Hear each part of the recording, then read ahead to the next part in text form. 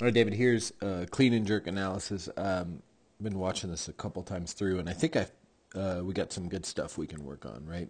So remember in the snatch we talked about you were on your toes early, and it's hard to stay on your heels or flat feet all through the snatch. But in the clean and jerk, you should definitely be able to stay through your heels to get a big drive at the finish. So you can see right here, a couple things are going on. You're on your toes, right?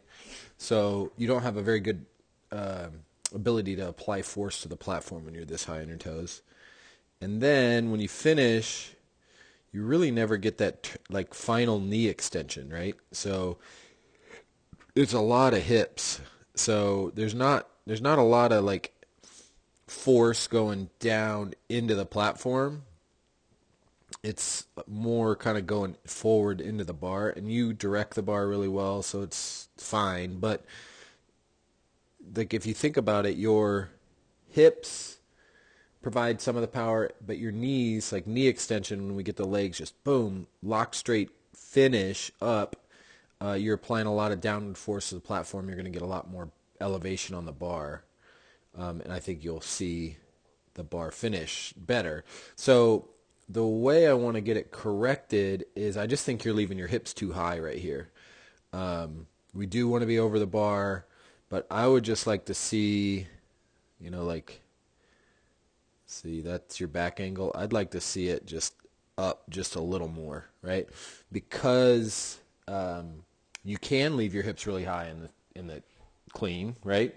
And some people do, but I just think you're initiating now not very well with your, well, you do fine. Your patterning's fine, but when you're in that position, you can't bring the bar back into the hip while on flat feet. So we want to think hips lower to start so you can push off the ground. And it's going to be a kind of play with it, but maybe if your knee angle is closer to a little less than 90 degrees, because this is probably about 90 degrees with the shin position, but if your knee angle's just a little less than 90 degrees, I think you'll find you have a better spot, right?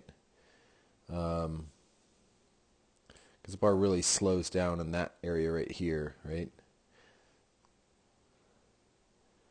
You don't get a bunch of acceleration. You get like real constant speed, and then there. And I think if your hips are up, you'll find the bar on your thigh a little more, and you'll be able to just get way more vertical finish at the end. If we go to the jerk, actually I haven't watched this jerk because your jerk is money. Pretty freaking awesome, right? Like, you do a really good job of splitting at diagonals, which I love. Good tempo. That front foot's down now. It's already on in contact, and your front or your back foot's in contact right there, and then your front foot steps through. It's the jerk I want to teach people. So awesome job on the jerk, but lower the hips on the start, and I think you'll have a lot more push out of the ground. You'll be able to get that top finish better, right? Because the part that's lacking is your top finish and ultimate elevation on the bar, and I think that's going to happen if you rely a little more on your legs at the start. So hope that helps.